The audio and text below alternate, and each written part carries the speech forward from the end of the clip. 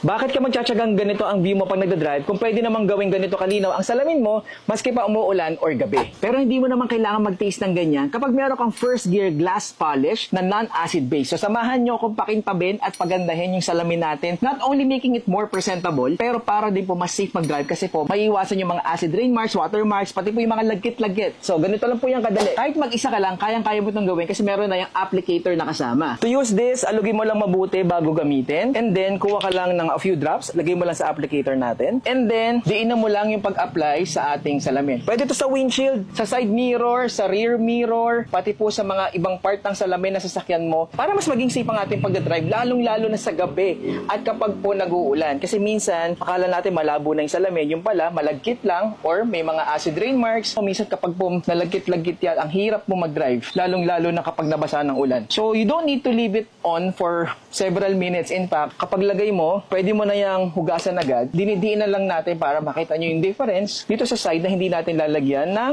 first gear glass polish na non-acid base. So, lagay lang natin to sa ibabaw. Now that we're done, and then babanlawan na po natin para makita nyo yung difference.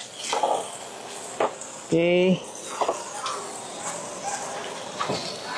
So, ito yung part na hindi natin nilagyan. So, kita mo, ito yung sinasabi ko na ang hirap mag-drive kapag po ganyan. Pero bakit ka magtitiis sa ganyan kung pwede naman pong gawing ganito kalinaw yung salamin mo pag nagda-drive ka? So, tignan mo to. Kapag po, let's say, umuulan, bumabagsak na po agad yung tubig. So, ayan, di ba? Napakalaking difference po. Compared po sa ganito, nai-stack po siya. So, from this, nagiging ganito po kalinaw yung ating salamin. So, napakalaking difference po niya kapag nagdadrive ka sa ulan at gabi. So, you can buy one bottle of this. Ito, ilang application na to. Siguro, aabot naman sa ito ng 1 taon or more. Kasi, konti lang naman yung kailangan mo each application. That would last about 3 months. So, ano pang hinihintay mo? If you want your driving to be safer at mas madali na po mag-drive sa gabi or ulan, not to mention, mas magiging makintab pa po yung salamin natin, feel free to click on the yellow basket. Stay safe and peace out.